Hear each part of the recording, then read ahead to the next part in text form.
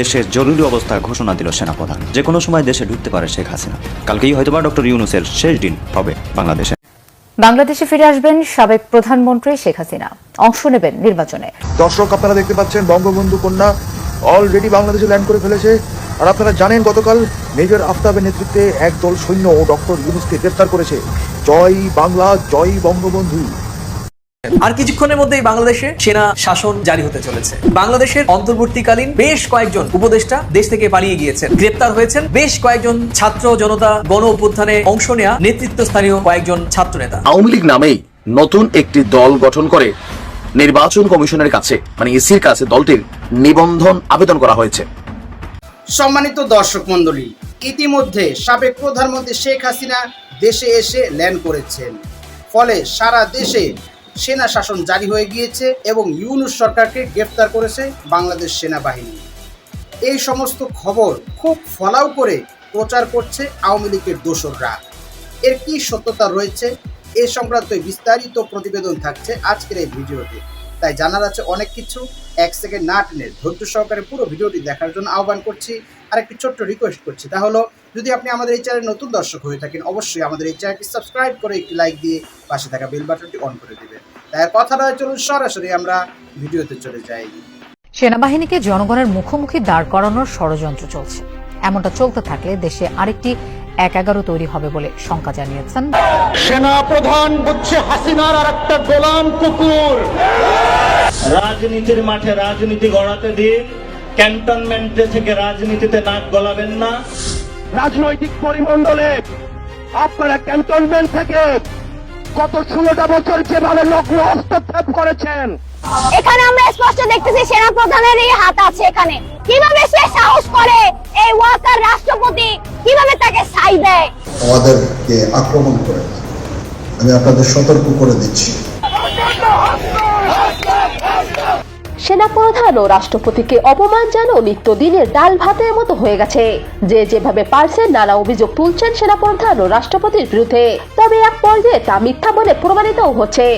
কারো একটা পোস্টকে কেন্দ্র করে দেশের জনগণ কেউ অন্ধকারে ভিল মারতে বলা হবে। আর সেন্সিটিভ একটা জায়গা ক্যান্টনমেন্ট সেনাবাহিনী, তাদের বিরুদ্ধে জনগণকে উদ্দেশ্য প্রণোদনে হুঁশকে দেওয়া হবে। জনগণের মধ্যে এমন ক্রোধ সৃষ্টি করছে সমন্বয়করা, যারা নিজেদের নিখুঁত প্রমাণিত করতে গিয়ে ফেঁসে যাচ্ছেন একের পর এক। তাদের বিরুদ্ধে অর্থ কেলেঙ্কারি সহ উঠছে নানা অপকর্মের অভিযোগ। এই 12 দিন পরে হাসনাত কেন পোস্ট দিয়েছিলেন? আমাদের সুস্পষ্ট অবস্থান বাংলাদেশ সেনাবাহিনীর পক্ষে। সেনাবাহিনীর বিরুদ্ধে এরকম মুখরোচক বানোয়াট তথ্য ছড়িয়ে সেনাবাহিনীকে জনগণের মুখোমুখি দাঁড় করানোর চেষ্টা করে তারা কাচ্চি খাচ্ছে, তারা বিয়ে করতেছে, তারা সব করতেছে। আমাদের টাকার উপরে তাদের ধরার কোনো অধিকার নেই। সেনাবাহিনীর প্রধান জেনারেল ওয়াকারুজ্জামান বলেছেন, বাংলাদেশ সেনাবাহিনী একটি পেশাদার বাহিনী। সেনাবাহিনীর কার্যক্রম সম্পর্কে সরকার জানে, জনগণও জানে। নানা গুজব ছড়ানো হচ্ছে, কিন্তু দেশে কোনো জরুরি অবস্থা জারি করা হয়নি। প্রিয় দর্শক, মির্জা ফখরুল ইসলাম আলমগীরকে যারা আপনারা বিএমপি করেন তারা ডাক্তার দেখান। উনাকে ডাক্তার দেখাতে হবে, উনার মেন্টাল বিগ প্রবলেম হয়ে গিয়েছে এবং উনি অতীত বলে গিয়েছেন। মাত্র 7 মাস আগে কি ঘটেছে বাংলাদেশে, 8 মাস আগে কি ঘটেছে বাংলাদেশে, বা গত 1 বছরের বাংলাদেশের ইতিহাস ভুলে গিয়েছেন। 10:30টার সময় এই মিটিং সেই মিটিং করে কি হয়েছে বলেন? গতকালকের মিটিং এর কি সিদ্ধান্ত হয়েছে? বাংলাদেশে কি কোনো জায়গায় কোনো ধরনের জরুরি অবস্থা কিংবা সেনা শাসন এসেছে? না। মিটিং করে বরং ওদের পিছনে যারা সন্ত্রাসী করবে, চাঁদাবাজি করবে, দুষ্টামি করবে, গুজব রটাবে, অন্যায় করবে, ওদেরকে এখন গ্রেপ্তারের সময় এসেছে। একজন যে কোনো সেনা অফিসারের কাছ থেকে উনি এটা পেয়েছেন এবং বাংলায় অনুবাদ করে উনি তার চ্যানেলে দিয়েছেন। আমি এটা পড়ছি, এটা পড়লে আমরা অনেক কিছু খোলাসা হয়ে যাব। পড়ছি তাহলে। আব্দুল হান্নান মাসুদ, এনসিবি, হাসনাত, সার্জিস, এদের বিরুদ্ধে পরিকল্পিতভাবে ঠান্ডা মাথায় বিএনপি যে হামলা করছে, এদেরকে ভয় দেখানোর চেষ্টা করছে, রাজনীতির মাঠ থেকে এদেরকে দূরে সরিয়ে দেওয়ার চেষ্টা করছে, এটা মির্জা ফখরুল ইসলাম আলমগীরের বক্তব্যে স্পষ্ট হয়ে গিয়েছে। আওয়ামী সভানেত্রী শেখ হাসিনার খেলা সবে মাত্র শুরু হইতেছে, কোনো কথা নাই। শেখ হাসিনার খেলা সবে মাত্র শুরু হয়েছে। অনেক কিছু দেখার এখনো বাকি আছে, কারণ শেখ হাসিনা এখনো জীবিত আছে। ঈদের আগেই বড় চমক, ইতিমধ্যে বাংলাদেশে নাকি আওয়ামী লীগ তারা সক্রিয়ভাবে ভূমিকা পালন করবে। ঈদের আগেই নাকি শেখ হাসিনা বাংলাদেশে ফিরছেন। যত দ্রুত সম্ভব তিনি বাংলাদেশে ফিরে নিজের অ্যাকশন শুরু করবেন। এই সমন্বয়কদের মধ্যে হাসনাত আব্দুল্লাহ, সার্জিস আলম, নাসিরউদ্দিন পাটোয়ারি, হান্নান মাসুদ, এদের ক্যাফরে ফাঁসি হবে? এটাকে ঠেলায় পড়ে গেছে। হাসনাতের বিষয়ে জাতীয় নাগরিক কমিটি কি সিদ্ধান্ত নেবে কেন তিনি আলোচনা করেননি? কেন তিনি 11 দিন পর এসে বক্তব্য দিলেন? হাসনাত আব্দুল্লাহকে জবাবদিহিতার আওতায় আনা উচিত এখনই, অ্যাট ওয়ান্স, আমি মনে করি।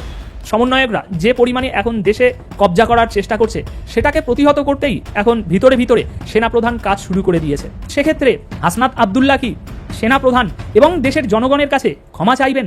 হয় তাকে পদত্যাগ করতে হবে, নইলে জনসমক্ষে ক্ষমা চাইতে হবে। প্রেসিডেন্ট ডোনাল্ড ট্রাম্প নরেন্দ্র মোদীকে বলেন যে বাংলাদেশের সেনাপ্রধান আমাকে এটা সেনা দপ্তরে ফোন করেছিলেন, তিনি কিছু সাহায্য চেয়ে পাঠিয়েছেন এবং বাংলাদেশ সেনাবাহিনীর সঙ্গে তাদের সরাসরি কথাবার্তা হয় যে কি কি সাহায্যের প্রয়োজন আছে, কোন ধরনের সাহায্যের প্রয়োজন আছে, তার একটা টোটাল লিস্ট নেওয়া হয়। এই ঢাকা সিটিতে ইফতারের পর ধানমন্ডি। সম্মানিত দর্শক মণ্ডলী, আওয়ামী লীগের দোসররা লাগাতার মিথ্যাচার করেই চলেছে। তারা বলছে সারা দেশে নাকি সেনা শাসন জারি হয়ে গিয়েছে, অথচ সেনাবাহিনী তাদের একটি বিবৃতিতে জানিয়েছে যে সেনাবাহিনীর পেশাদারিত্ব সম্পর্কে সরকার সহ জনগণ সকলেই জানে। সেনাবাহিনী কখনোই এমন কাজ করবে না, বরং অন্তর্বর্তীকালীন সরকারকে সর্বতোভাবে সহযোগিতায় নিয়োজিত থাকবে বাংলাদেশ সেনাবাহিনী। আমরা দেখেছি আওয়ামী লীগের দোসররা পূর্বের ভিডিও, পূর্বে যখন আওয়ামী লীগের নেত্রী জননেত্রী শেখ হাসিনা বিদেশ থেকে ফিরে এসেছেন বাংলাদেশে, সেই একটা ভিডিওকে কেটে এডিট করে তার সাথে কথা লাগিয়ে তিনি বর্তমানে তারা ছেড়ে দিচ্ছে। তারা বলছে এইমাত্র শেখ হাসিনা দেশে এসে ল্যান্ড করেছেন এবং মেজর আফতাবের নেতৃত্বে ডক্টর মোহাম্মদ ইউনূসকে গ্রেফতার করা হয়েছে, অথচ এটা সম্পূর্ণ মিথ্যাচার, গুজব ও মানুষকে বিভ্রান্তিতে ফেলে আতঙ্কগ্রস্ত করা ছাড়া ভিন্ন কিছু নয়। এটা তাদের একটা অপ্রচেষ্টা ও তাদের একটা অপকৌশল ছাড়া ভিন্ন কিছু নয়। তারা এর মাধ্যমে মূলত আওয়ামী লীগকে উজ্জীবিত রাখতে চায় এবং বাংলাদেশে তারা আওয়ামী লীগকে পুনর্বাসিত করতে চায়। কিন্তু তারা ভুলে গিয়েছে তারা যে দুর্নীতি ও বাংলাদেশের মানুষের উপর যে অন্যায় অবিচার 16টা বছর করেছে, তার অবসান এত সহজে হবে না এবং এত সহজে বাংলাদেশের মানুষ সেই কষ্টের কথা ভুলেও যাবে না। বর্তমান সময়ে আমরা দেখেছি ভোক্তা অধিদপ্তর, ভোক্তা অধিকার সংস্থা তাদের বাজার মনিটরিংয়ে যে স্থানেই গিয়েছেন, যেখানেই হাত দিয়েছেন, সেখানেই 16 বছরের দুর্নীতির ছাপ শুধু বেরিয়ে এসেছে। পোশাক, খাবার থেকে শুরু করে এমন কোনো বিষয়াদি নেই যেখানে দুর্নীতি হয়নি, আর সেই দুর্নীতি এখন পর্যন্ত বাংলাদেশের মানুষকে ভোগ করতে হচ্ছে। তবে আমরা আশাবাদী ডক্টর মোহাম্মদ ইউনূসের সরকার যেভাবে বাজার মনিটরিং করছেন এবং বাংলাদেশের মানুষকে নিরাপত্তা ও শান্তিতে বসবাসের জন্য যেভাবে কাজ করে যাচ্ছেন, যদি তার ডক্টর মোহাম্মদ ইউনূসের সরকারকে সেনাবাহিনী যদি ওতপ্রোতভাবে সহযোগিতা করে এবং গুজবে কোনো প্রকার গুজবে কান না দিয়ে নিজেদের দায়িত্ব পালনে অটুট থাকে, তাহলে অবশ্যই খুব শীঘ্রই বাংলাদেশ একটি উন্নত ও সমৃদ্ধশীল রাষ্ট্রে পরিণত হবে। এজন্য সকলকে আমি উদাত্ত আহ্বান জানাবো, আওয়ামী লীগের দোসরদের এ সমস্ত মিথ্যাচার ও গুজবে কান না দিয়ে আপনারা দেশ বিনির্মাণের জন্য এগিয়ে আসুন এবং ডক্টর মোহাম্মদ ইউনূসকে সর্বতোভাবে সহযোগিতা করুন। এবং যেখানে দুর্নীতি বা যেখানে চাঁদাবাজি দেখবেন, অবশ্যই সাথে সাথে আইন শৃঙ্খলা বাহিনী অথবা সেনাবাহিনীকে অবগত করবেন, যাতে আমাদের এই বাংলাদেশে আর কোনো ফ্যাসিবাদের রাজ্য কায়েম হতে না পারে। সম্মানিত দর্শক মণ্ডলী, আজকের এই ভিডিও সম্পর্কে আপনার কি মতামত? অবশ্যই আপনার সেই মূল্যবান মতটি আমাদের কমেন্টস বক্সে জানাবেন। আর আজকের এই ভিডিওটি যদি আপনার ভালো লেগে থাকে, অবশ্যই ভিডিওটি লাইক দিয়ে শেয়ার করে দিবেন। আজ এই পর্যন্তই সকলেই ভালো থাকবেন, সুস্থ থাকবেন, নিরাপদ থাকবেন, এই আশা ব্যক্ত করে আজকের ভিডিও এখানেই শেষ করছি। আমিন ওয়া আখিরু দাওয়ানা আলহামদুলিল্লাহি রাব্বিল আলামিন। আসসালামু আলাইকুম ওয়া রাহমাতুল্লাহি ওয়া বারাকাতুহু।